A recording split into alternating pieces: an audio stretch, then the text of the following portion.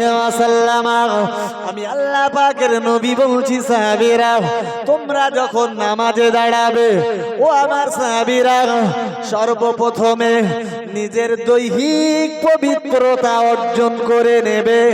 ও দাদাজিরা ভাইরা, আমি বিস্তার বিবরণ দেব না, না না না না না, আমি বিশদ বিশ্লেষণের অবকাশ পাবো না। নবী আমায় জানিয়েছেন সাহাবীরা, তোমাদের নামাজগুলো কবুল হবে না যত সময় না তোমরা নিজেদের দেহটাকে পাক করতে পারবে। ও বাবাজিরা ভাইরা, ভুল বুঝবেন না, বেয়াদবি নেবেন না, খুব গভীর ভাবে মাথায় রাখুন। একজন নামাজি যখন নামাজে দাঁড়াবে, তার প্রাথমিক অবস্থার যুবক রয়েছেন আর যুবতী রয়েছেন, যারা শরীর না পাক হয়ে গেলে ও আল্লাহর বান্দা গোসলে নেমে পড়েন, মাথায় শ্যাম্পু করেন, গায়ে দাবি সাবান লাগান, কিন্তু না না না, কি করলে পরে নিজের দেহটা পাক হয়ে যাবে এটা তাদের জানা নেই। কো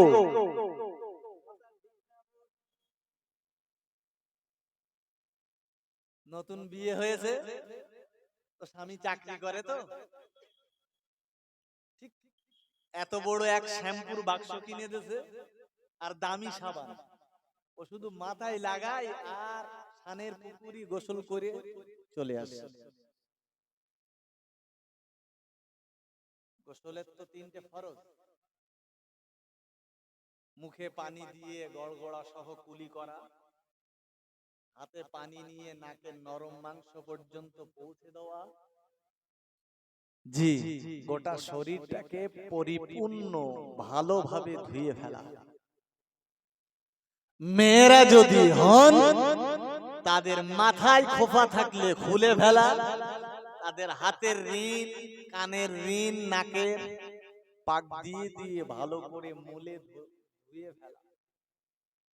জি, আমি যদি এসব না করি আর দামি শ্যাম্পু মাথায় দিই আর নামাজে দাঁড়াই, আমার নামাজ হবে?